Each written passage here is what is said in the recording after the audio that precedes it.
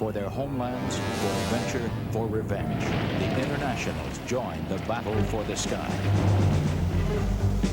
We had no doubts in our minds about who the good guys and the bad guys were. You have to see the white of their eyes to be sure to kill. We were keen to fight.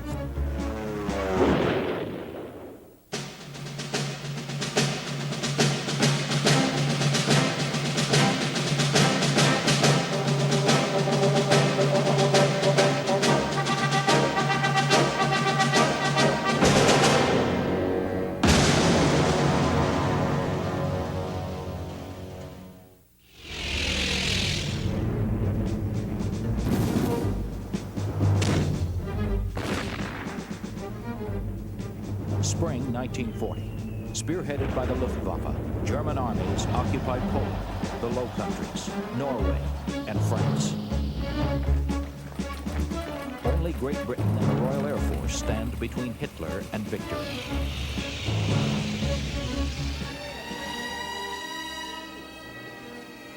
The captive nations reel under the weight of a German occupation. Devastation, humiliation is the fate of millions. Some vow to escape. They live for the chance to take vengeance on the conqueror, to fly alongside the pilots of the RAF. They will be known as the Internationals.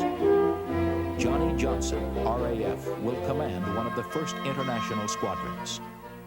Usually, the best squadron we found, the best fighter squadron, was a squadron made up of mixed nationalities, a couple of Poles, a Norwegian, a Canadian, Australian, a couple of English, and so that was the best mixed squadron.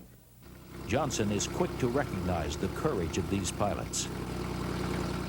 There was an Australian, and his squadron commander was shot down and had to bailed out, and the Australian, whose name escapes me at the moment, said the CO can't get in his dinghy. He was off Cherbourg somewhere in those icy waters, and he said, I'm going to give him a hand, and he bailed out too to try and help his CO. And I thought that was the most remarkable act of bravery, really. None of them were ever seen again. I was leading my squadron back from a sweep over, or an escort over France. And I saw these two aircraft in front of me. Wilfred Duncan Smith, a seasoned RAF commander, will score 19 kills.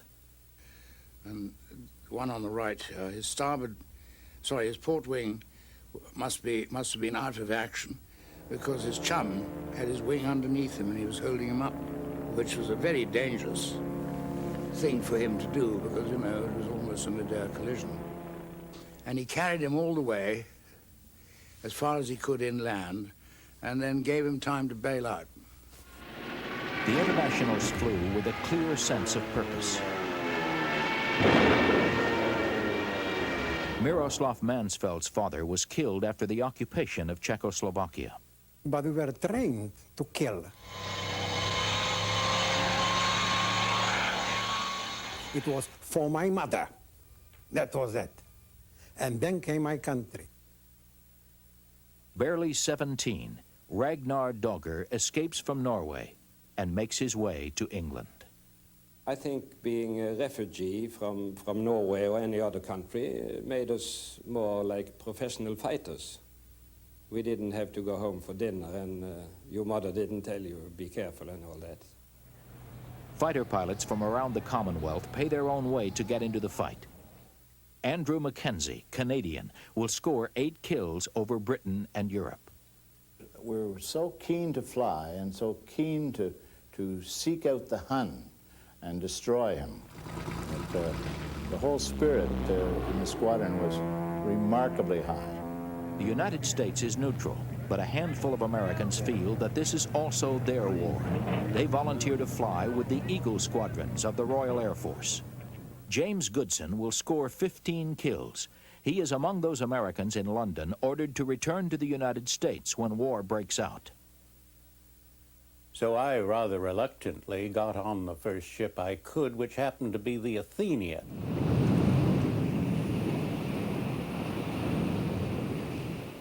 A few hours after war was declared, it was torpedoed, and I found myself in the Atlantic.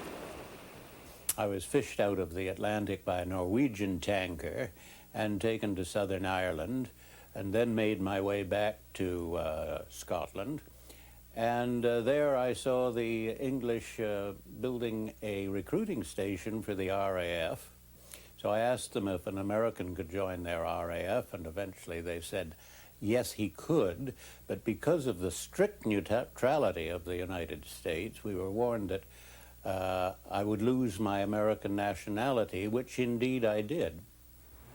The internationals had some special problems. To fly together, they had to talk together. To start with, it was a hell of a thing to learn to speak English. Right, good, I've never seen anything like this before. Neither have I. 4,000 pounds had just gone up. Good. We were never allowed to use our own language, and we had to use the RAF slang all the time. The internationals are deadly in combat. Miroslav Mansfeld is on patrol in a usually quiet sector over the Irish coast. Ground control alerts him to an approaching gaggle of German planes. The first one, I came sort of 90 degrees on him, so I couldn't fire really. So he escaped just, I was firing just a little bit in front. But this next one, we came right behind him and started to fire.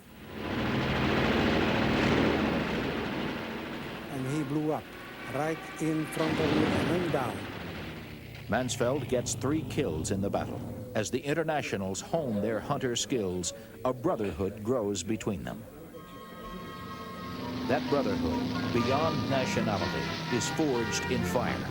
The internationals will help change the course of the war.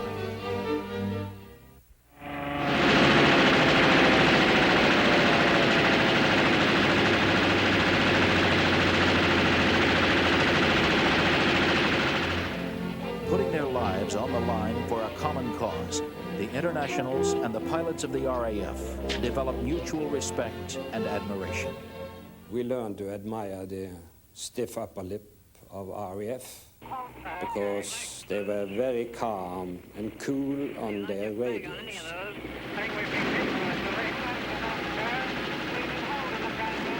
And we picked that up. So even if you were badly shot up or scared to death, you sort of took 30 seconds and then you yourself came on the radio very calm and like an RAF pilot. I was told when I went to take over the Canadian wing in the beginning of 1943, and they were based at Kennedy, that they were wild men and they got drunk and long hair and they wouldn't take kindly to an Englishman and so on. They were ill-disciplined, never shaved, nothing. They were a marvellous bunch of people. They were first class. Peter Brothers begins flying at age 15. He's a seasoned fighter pilot when the Battle of Britain begins. So I had the very good fortune to form an all-Australian Spitfire squadron. They were a super bunch of characters, no problems, and they were a splendid bunch of chaps to have. Once we've engaged them, I want you to go straight in home and try to keep together. They were resilient, quick to react, and of course they all had wonderful eyesight. At first, the British are hesitant to use foreign volunteers in combat. Desperate for pilots, the RAF activates Polish Squadron 303. Their performance ends all doubts. Of course, the Poles were in 1940, were very bitter, and they fought with an extreme sort of bitterness and cynicism and that sort of thing, and showed no mercy and often gave up their own lives when they rammed people and so on. Polish ace Stanislaw Skalski will score 18 kills over Europe and North Africa. I will use some silly expression. I mean, we were sportsmen only. In this sport come one thing each one have to remember. That's you fighting for your life as well. So you're not to kill somebody, but to win. Francis Gabreski flies in the Pacific, but looks toward Europe. As a Polish-American, the exploits of the Polish pilots flying with the RAF give him special pride. Reading the papers, I said, Polish squadron, the Polish pilots in the Battle of Britain were shooting down airplanes, and I said, gee, that's Polish. I can speak Polish, I can understand Polish, I can read Polish and so forth. I can find some, if I could find some sort of good way to get into the European theater, I could possibly get some good and valuable training on the hands of the Polish pilots. Gabreski manages to get his transfer to England, where he flies with the fabled Poles. And they were a bunch of little tigers, but they knew the strong points of their aircraft, they knew the weaknesses of their aircraft. And above all, they had respect for all the German pilots. 7 Americans fly in the Battle of Britain. The ranks of the American Eagle squadrons begin to swell, and they undergo a quick baptism of fire. They had a very accelerated training, and I think probably looking back on it, for propaganda reasons and other reasons, they were probably thrown into combat a little too early. Therefore, the 3rd Eagle Squadron, 133, they went off on a mission escorting bombers to Morlaix in France, and none of them came back. And it was a very dramatic scene when I went to Debden and went into the officers' sleeping quarters and went into room after room.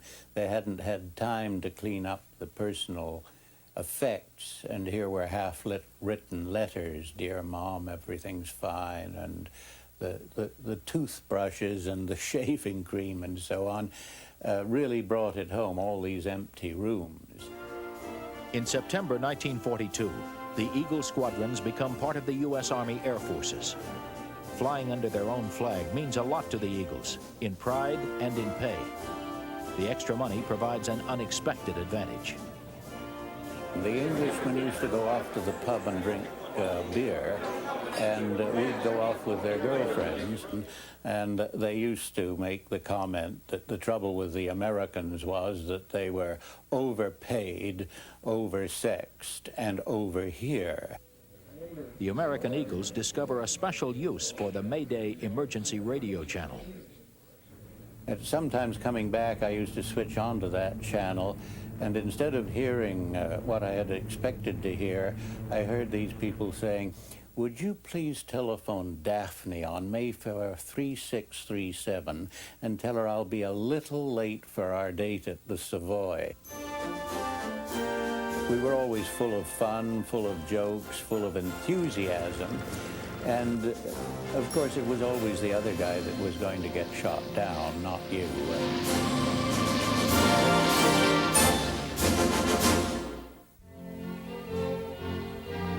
The internationals take on the Luftwaffe in every combat theater. As Allied might grows, dreams of revenge turn to thoughts of victory. Robert Spurtle, a New Zealander with the RAF.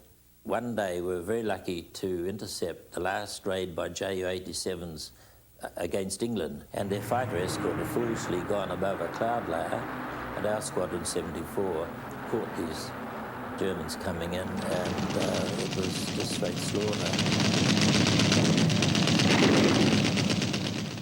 But it was a marvellous thing to, for once, catch them and really give it to them. Fighter pilots take pride in their skill, bravado, and the planes they fly. They also develop a keen respect for old-fashioned luck. You know, during the war, I always saying, Napoleon used to say, if you want to go on war, you need 3 things. First of all, money. Second, money. Third, money. I used to the same thing to the war. Luck, luck, and luck. I was shot down twice during the Battle of Britain even. I don't know how I'm still alive. so luck is with me. Colin Gray, a New Zealander, gets lucky when a Messerschmitt bores in for the kill. Somebody said bandits. He managed to get on the tail of one of them, and it gave him a good burst, and I was surprised to see him pull up and bail out. And while I was watching him do this, there was a hell of a clatter, like somebody running a stick along a corrugated iron fence, and I realized I was being shot at. And this gave me a bit of a fright. But perhaps fortunately for me, one of the cannon shells hit the port wing and jammed the ailerons in the up position, so that the aircraft flicked over into a dive. I couldn't have devised a better escape maneuver. Desmond Sheen, Australian, will score 7 kills in his Spitfire. His luck holds during a furious battle. I was sent up to attack a formation of DO-215s. I was attacking this when I was shot down, and I had to bail out over Kent. This was about 12,000 feet. And I had a grandstand view of the whole of the battle because there were bombs falling in London, others over Dover, and there were dogfights overhead, and an ME-109 went down in flames quite close to me. I bailed out and landed as light as a feather in the field. Early in 1943, the momentum of the war turns. The fight is carried to the enemy in the skies over Fortress Europe. We began sweep operations over the Channel. They weren't extremely popular with us because we had to fight over enemy territory now, and they were fairly hairy operations.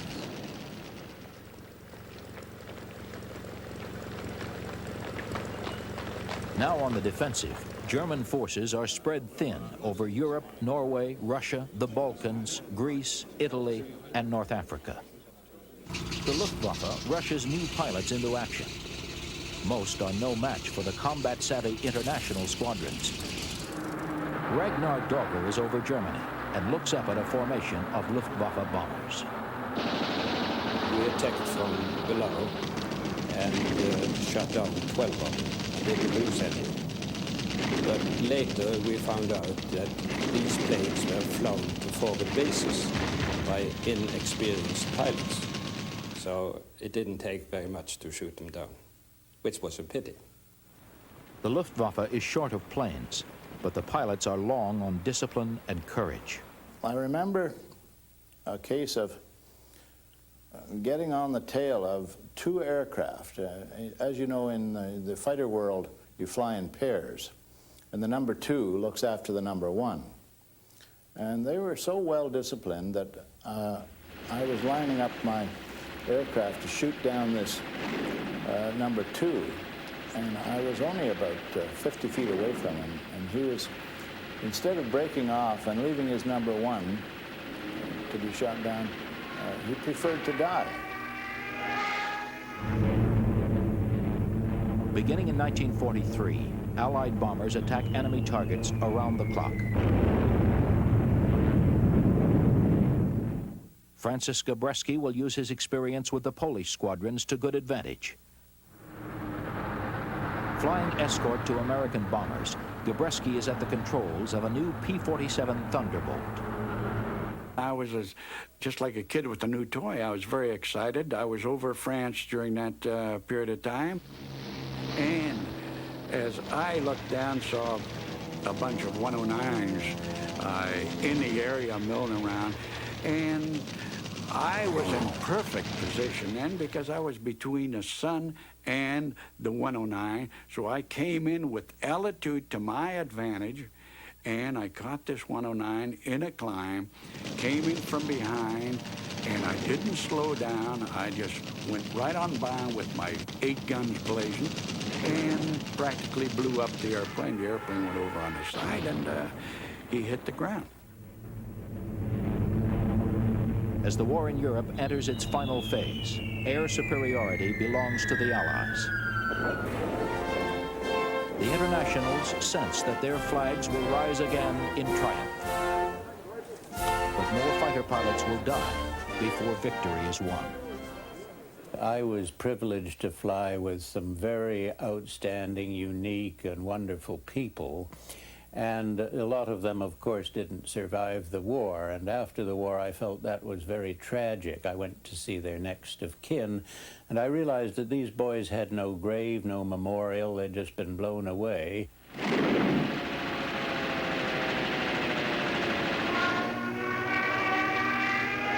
It's very difficult to explain the spirit that you found throughout the war. That it was a pretty hard going. A lot of people got killed.